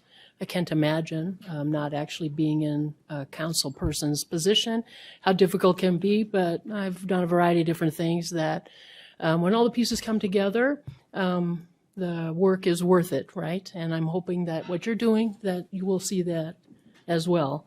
Leading from the front is a very difficult thing. From the former military and a variety of things that I've done, I realize that it takes a level of commitment that most people don't understand. And I thank you for that you're willing to put yourselves out there for that. Having said that, allow me to remind all of you that you serve the people, we don't serve you. So we don't beg for your approval or for more evidence to get our thoughts out. We pay the taxes that pay for this building and all the salaries for everybody here. You don't need to limit our speaking time because we realize that time is money, but we should be able to get our thoughts out, have the amount of time that's necessary to get our thoughts out. If we get to rambling on and on and on, you could say, no, hey, let's put an end to it. But 3 minutes, when you'll let lobbyists talk for 10, I was at the legislature last January, February. They cut we the people off during our comments, but they let lobbyists come in and talk for 15 minutes. They hauled Mike Brown out, four deputies hauled him out because he had a We the People t-shirt on. We the people have had enough of that. Y'all work for us. And we should obviously be respectful of you when we're talking with you and trying to vet ideas and to try to express ourselves. And I'll always try to do that. I will always try to do that. But there is a time and a place for a little bit of emotion and stirring of that. The U.S. Constitution, Article 8, Section 8, clearly defines the limits of legislative authority. And when you approve investments that exceed those limitations, you're stealing from the people. Weber County this last year, All the property values went up, so there was a increase in overall tax revenue to the county. All the cities benefited. The Weber School District benefited from that.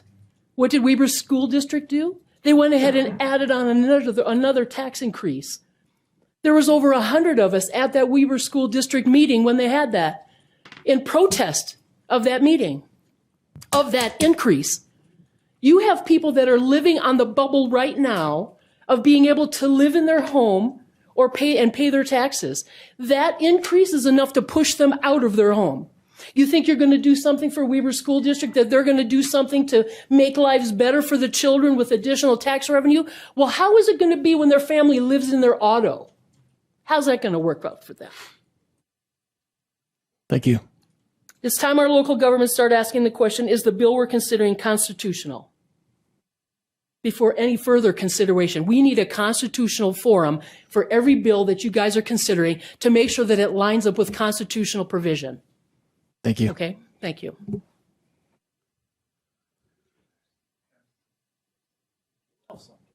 Yeah, you can't have my. Nice hat. Okay, anyone else? Bless you, brother. Boy, big one, big one. Anyone else? Okay, got a couple online. Al, talk to me, brother. I'm here. Can you hear me? Sure can. All right. Well, first of all, I want to say thank you, Chair Nadolski, for being awesome. You've shown some true stellar leadership. And I can only hope that Councilwoman Chaburka her feet may be too small, but I think she's going to fill your shoes. I hope, anyway. Anyway, my main point, of course, is to discuss the Wonder Block thing. I'm a proponent of pausing the vote on the bond until we can understand a few more things, in particular, the scope of all of the other RDAs, not just Union Station campus and everything, which is a priority. I'll speak to that in a second. But Rite Aid, the stockyards, the Swift building, we really do need to get a handle on how all of these are going to fit together. This has been promoted. It's not going to raise our taxes. What that suggests to me is that many of these other things are going to raise our taxes because all of the easy fruit has been picked. I specifically am worried about the developer and some of the things that are going on with Wonder Block. I really do want to know who we are doing business with and what happens if the plan is not a success. I've been hearing everything that everyone says, this is going to be a success, this is going to be a success, this is going to be a success. Well, what happens is if it's not a success? I really think that we need to have a heart-to-heart on what's going to happen there. And being that we are investing, I think that we should have an impact on getting some subsidized rent, especially for the retail, and having a component of affordable housing. And I'm going to close with the Union Station, which is, I think that it is the priority of Ogden. Ogden should have a world-class museum for the trains.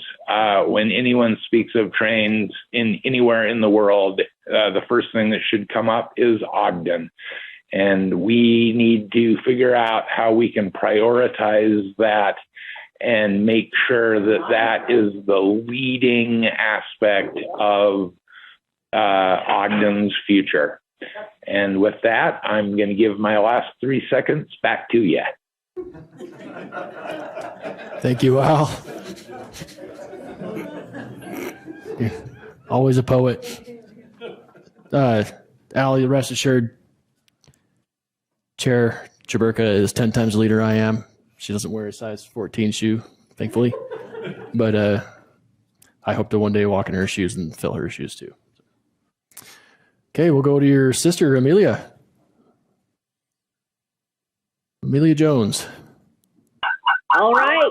All right. My name's Amelia Jones. Yes, I am. And I want to say that I have a lot of roles in the city, but I am speaking now as a business and property owner on 25th Street, primarily because I have a lot of concerns about the Wonder Block in terms of how it's going to impact us on 25th Street and businesses that have been on 25th Street, like mine, for over 25 years. We've put in a lot. I think I have a lot of concerns about what kind of businesses would be coming into this. I don't think that chains should be allowed in the Wonder Block. I have some concerns about the going to paid parking. We're basically going from unmonitored parking. Since the last meeting, I did some research, and I can find no evidence that any parking enforcement was going on 25th Street. So we're going from unmonitored parking to paid parking in a very, very short period of time. That concerns me because there's a lot of great businesses in Ogden where you can park for free and still patronize Ogden businesses. This is a lot of money. And I really think it should benefit the most people in Ogden. The BDO funds that would be going to Wonder Block, I in my heart, when I listened to the comments about the soccer the other night, I thought, God, should we be giving this money to soccer and just have really great arts and recreation programs in Ogden? And so I have some physical issues a little bit with Wonder Block, but I imagine a lot of those will be changed as we go, as things go forward. But I like the idea of taking a pause. I really like the idea of finding a way we could phase this project. I know that you mentioned in the work session that it just couldn't be phased, but maybe there is a way to change the project in such a way that it can be phased. Are we trying to do too much with one block of city property? I don't disagree there should be some dense housing downtown, but are we trying to do too much on that one block? And is there a way to phase it? I think that is worth taking some time to think about. Thank you very much. Thanks, Amelia. Okay, we've got one more hand raised. It's a bunch of numbers, starting with 126. I don't know if that helps or not. If you have your hand raised, go ahead. State your name for the record, if you would. Hello, guys. This is Sebastian Benitez. Oh, hey, neighbor. Go ahead. I don't know why there's so many numbers. Anyway, I want to congratulate to you, to Luis, for the great year. You've been a really great leadership there, taking care. I want to congratulate to Chiberka and Ken. I trust in you guys. Maybe you remember I was texting and email to you, try to make Luis Lopez to be the chair, because we, the Hispanic immigrant in Ogden, we have a really good representation with Luis. I would like to say thank you to you guys for your service and thank you for your leadership. And I am back already after my son passed away, but I will try to understand better about the Wonderland, something like that, the project. Just make me curious about so many hurry now, because I remember so many weird things happened before. Maybe you remember you remember the mayor, something they wanted supposed to build a clinic there, and they borrowed $150,000. Nothing happened. The same thing with Nothing happened really to the community about the airport, and many weird things happen in the administration, and I don't trust. Honestly, I don't believe they are doing the right way, and especially this is wonderful project, but it's so many black cloud on the top, many things on the ground, on the table. I ask you guys to take time for a lot of detail. It's a lot of money to spend there, and make me a lot of questions when the guy present this today in the work session. He say we don't want the same thing happen with the junction, and the junction is getting down. I emailed to you guys about it. I am going to the theater movie 8:45 today. I will leave around 12:30, and I will try to take pictures, send to you what's going on there. If you don't have a time to do it, I will do for you guys. Let's go keep whatever we have, and let's go with transparency, and this administration do not have transparency in my understanding. That is why I am knocking the door every time, and you will see me a lot after today,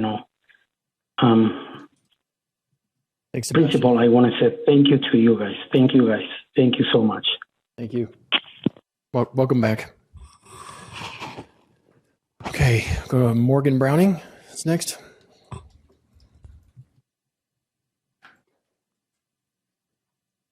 Hello, can you hear me? Sure can.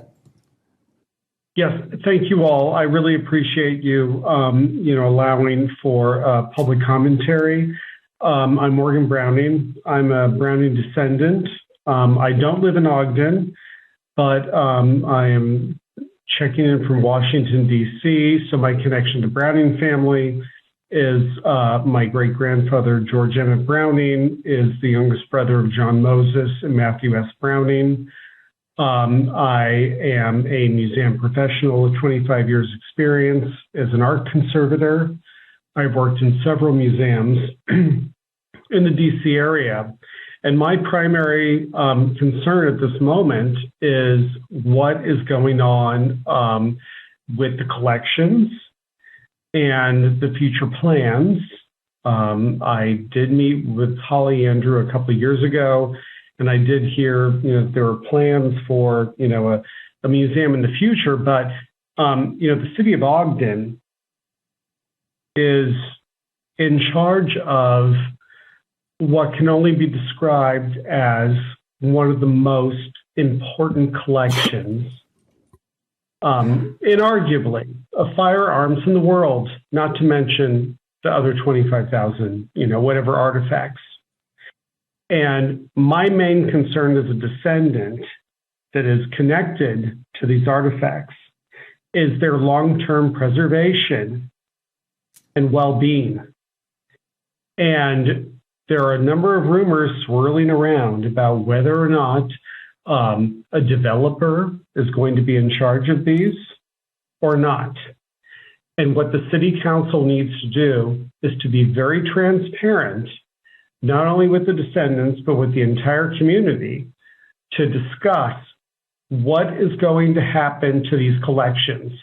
Because, I don't need to do a history lesson for you all, but the firearms collection alone is a collection of worldwide importance.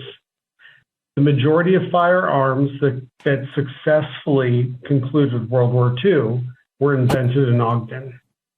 And that is something that must be acknowledged and appreciated. And to have this collection that is so world-renowned and special needs to be protected. And the city needs to step up and be stewards of this collection and not hand it over to a developer. Developers do not care about museums. They don't know museums. it's the city's responsibility, and to hire people who are qualified museum professionals. Thank you. Thank you. Okay, Angela Borup.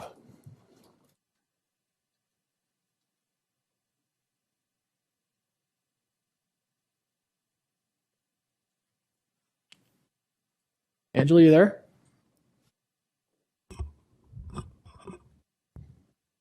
Angela, can you hear us?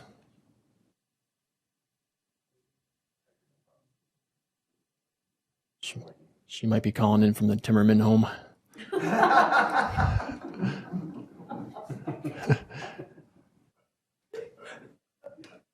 Okay, Angela, anything there? I'm sorry, we're not hearing anything. If you're trying to speak, it's not working out. Our apologies. Is there anyone else in the chambers wishing to speak tonight? Yeah, please. It takes me a little bit of time to get up here. You're good. We're paid by the hour. I'm Zubler. I am an Ogden resident. I came here about 30 years ago. Just fell in love with Ogden as soon as I walked in here. Just thought it was just a super place. And I appreciate, all the work that y'all put into it too. And the people before you and the people that'll come after you.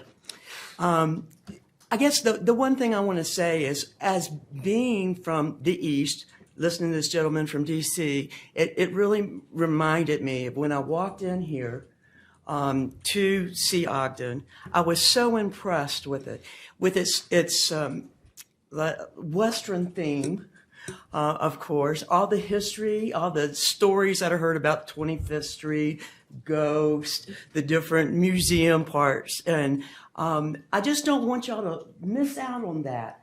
I think that this Wonder Block thing, yeah, maybe we need some, but it sounds like to me all you're doing is really putting in parking.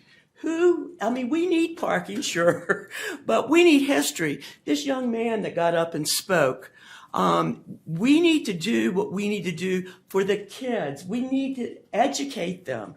We're losing a lot of that. I keep hearing little innuendos about people that are running the Union Station and sort of like snide remarks.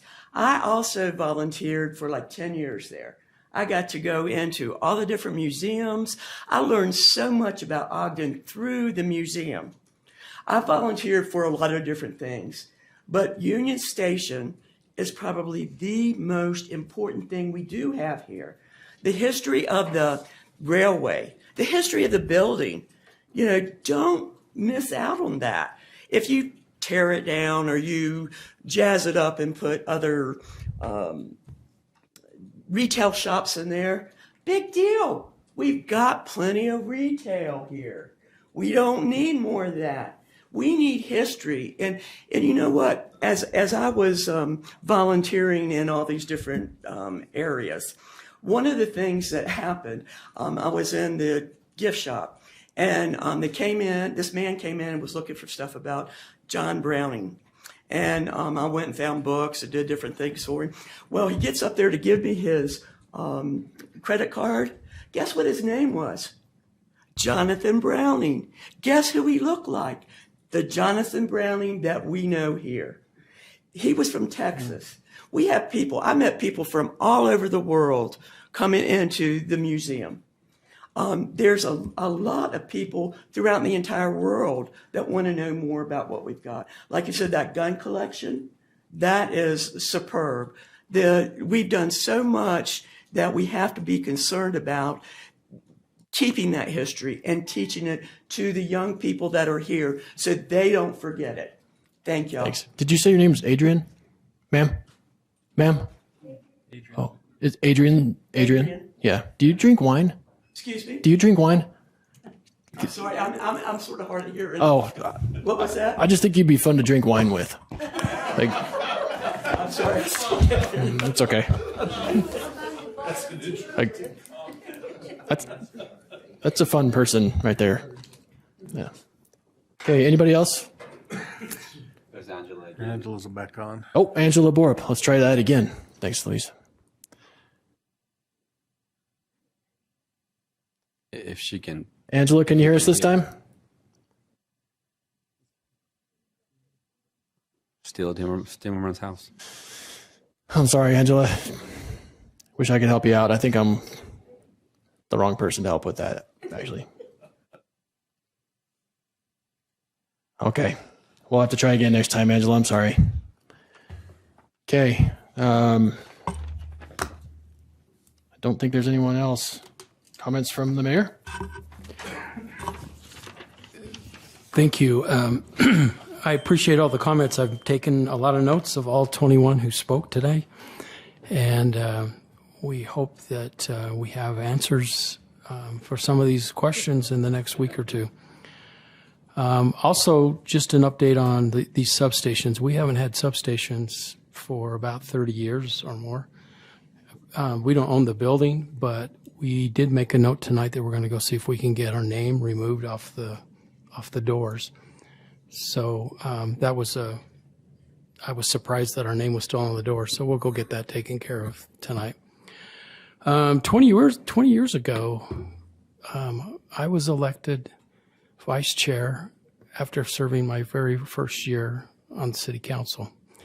I served as chair for a little while, and I have great appreciation for the amount of work that's involved with chair and vice chair. You guys get a little more money than we got back 20 years ago, but your money doesn't go probably as far as ours did 20 years ago. So I just express on behalf of the administration our thanks to 2022 leadership, and we wish well to the 2023 leadership, and we're always grateful to be able to work with you. We turned out the lights on Christmas Village. I appreciated the comment, but I think this year's Christmas Village, I personally heard more comments than I've ever heard before on any given year. So I think this year was a remarkable year, and I really appreciate all the efforts that have gone into it. And I really appreciate the efforts that are going to go into taking it back down, which I think is hard because we're in January when it's probably the coldest month. So it makes it difficult for our employees. That's all I have tonight. Thank you. Thanks, Mark. Comments from council members? I just have a quick one. Can we get Travis's light fixed and looked at so he doesn't at least have to complain about that? Jay made a note, and we don't know if it's our light, and sometimes Rocky Mountain Power is very slow at getting theirs done, but Jay made a note, and he's hoping to get it taken care of so he can get praised another week. We were this close to an F-bomb, I'm sure of it. It was an F-bomb. You heard it? Effing. I didn't hear it. I think you're off the hook, Travis. I've never heard that word come out of your mouth. Let's take that to instant replay. Okay. Any other council members? Yeah, I'd just like to make a quick comment. There's a lot here, of course, and I appreciate everyone coming and expressing their concerns and challenges. And sometimes as we sit up here, we wonder, you know, it's interesting to be accused of something that we're like, oh, we didn't know we were doing that. But anyway, we're working through it. You know, it's no fault of yours. We certainly want to do the best we can as elected officials, and we recognize how important that is. But I just want to make a comment.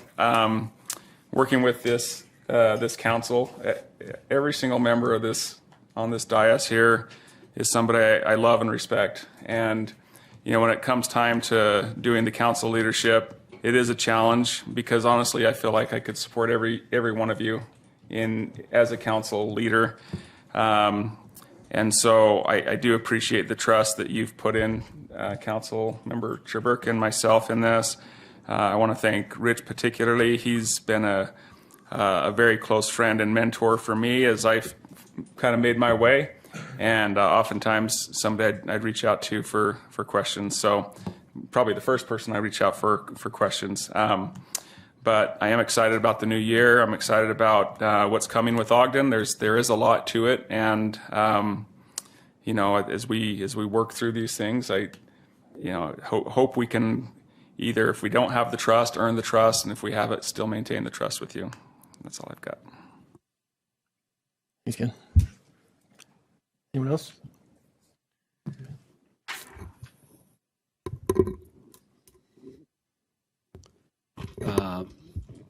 Thank you, Chair. I really like it and love it when people come and speak here at the chambers. I don't always agree with what some people have to say. I think I agree most of the time, but that doesn't matter, right? My favorite saying is that I may not agree with what you have to say, but I will always defend fiercely your right to say it. But most of the time I agree. I think most of the time when people come here and take the time to come and address us is because either if they're not correct about their concerns, they don't have enough information, and so all they can do is come and say their concerns. So I really appreciate that. Some people I've heard from some people that I work with in government that they believe that people vote us in to represent them, and that people then don't want to get involved. And I could not disagree more with that statement. I think that people get involved in issues that they care deeply. I think people do get involved, and I think some people trust the people that they vote for, but that doesn't mean that they're not going to get engaged in issues that they care and love and that feel very strongly about. And so your engagement coming to these chambers energizes me every time, and it gives me hope, because sometimes I tell this story. I come from a country, I was born in Mexico. I lived there until I was 19 years old, and that's when I came here. And Mexico is a very corrupt government, and people suffer a lot as a result of that.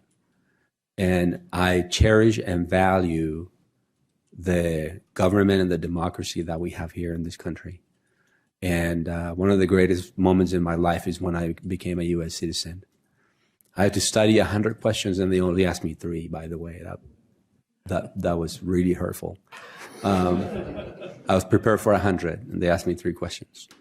And so with that said, I'm sorry about what's happening with the issues that you are bringing to us about your concerns about the Union Station. I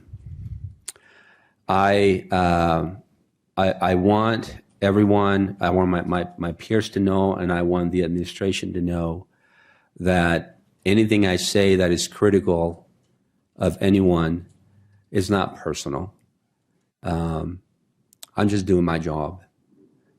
So if I ever criticize the administration, it's not personal.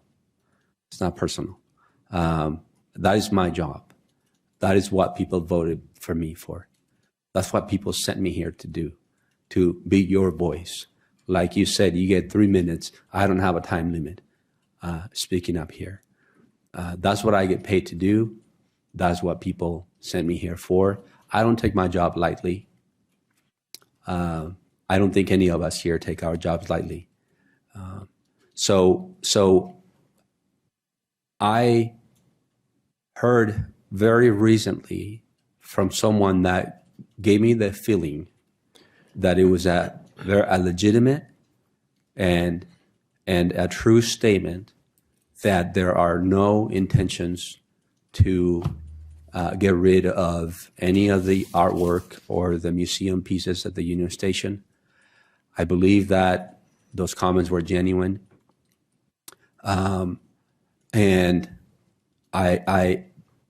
But I am not dismissing your concerns in any way, shape, or form. And I hope that the administration had done a better job at communicating with you. I'm not sure if they did or not, but the fact that a lot of you are here talking about these makes me feel that they probably didn't. And so I hope that we get the right answers. I hope that the proposal from Councilwoman Chaburka advances, and we're able to do some kind of a resolution to bring assurance to all the people in the community that are concerned and that are nervous about the future of the Union Station. I hope that does happen. So thank you for being here. Thank you for speaking up. Thank you for coming. Thank you for your time. Thank you for keeping us accountable. Thank you for your trust. Appreciate it. Thanks. Anyone else? Okay, I'll just close by thanking you for this opportunity to serve for this last year. I'll maybe it'll bring, was it Mr. Talbot? No, Mr. Proctor, actually. It might, I don't like cutting your eyes off. Actually, it's kind of the worst part of this role. There was a time a couple years ago, my daughter came, she had something that she felt really passionate about. And if you know my older daughter, Coach Steve coached her, he knows how passionate she is. She came and spoke, and man, I held her to that 3-minute limit too. So I think that probably says more bad things about me than anything, but I'm just trying to respect the rules that we have and make sure that the next person respects too. And the fact is, I really respect the things that you guys are saying here. I don't think I could say anything better than what Louis said. There's a lot to the roles that we play, but the fact is we are public servants. we're in the role of public service, and in public service, you like it or not, you engage with the public. And if you don't like it, it's probably not a great role for you. But I've seen public engagement work, and I've seen it not work. And for better or for worse, I have a lot of experience in public engagement in my day job. I was telling somebody today, in order for us to pass an administrative rule, I work in the state government. We have to visit 5 city councils around the whole state, all the way from southern Utah, southeast, northeast, central, and northern. And then we have to take that proposal and all the advice that we get from 5 councils to an administrative rulemaking board. And then that board's decision has to be vetted with the legislature to make sure that that administrative rule is consistent with state law. And then we go back and we do it again. And before we even start that, we start with the committee process. And the committee process is well vetted, and we get tons of public engagement. And that's just my background. That's where I come from. And I've seen the system work. It's nowhere near perfect. There's always people that are upset with this in the end. But also in the end, we've put our best foot forward, and we actually build really good relationships along the way. We're not really married to what the outcome is at the end. We're literally genuinely asking, what do you want? And people tell us, and then we package it up into administrative rule proposal, and then it goes through that whole system again. And I share that because, Councilmember Blair touched on it some, and we've had disagreements in this council about what is important. And I'm not going to claim to be perfect. I have been very imperfect, especially lately. It's hard to see us struggling together like this, knowing that I've just seen it work better. I know we can do better. And I'm very confident that Councilmember Chaburka and Richie share in those values. They want to have a better relationship with the public. And I think this council, we all agree. I think that duo will have a better relationship with the administration. And as we move forward, I want to get along with everybody. I have genuinely struggled in this last year to live and to serve in a means that is consistent with the person that I want to be. I really have struggled with that. I've asked myself the question if politics is the right thing for me, because to be successful in politics, I'm just not quite sure that equals success in life the way I want to live my life. So for all of my misgivings and failures as a person recently, please know it's coming from a good place. I love this town, and I love serving you guys. I don't always love the work and the atmosphere in which I do it, but I genuinely thank you for letting me do it for a year. I genuinely thank you for letting me off the hook for the next year. I'm exhausted. I want to put my attention into my family and in my own health, and I want to live a happier life. And I hope that 2023 is a year that we'll have a better relationship with our community that we serve, with each other. I promise to do my part to try my best to be better. But at the end of the day, you know, the emotions that are expressed here tonight, we should be thankful for it, because it means that everybody here loves this town and they keep showing up because they care so much. It would be so much worse if people didn't give a rip about this town. It just would be. So that's my hope for our council in 2023. I'm going to sleep a little better, I hope. I hope to exercise more, eat better, drink more water, maybe some wine. We'll see.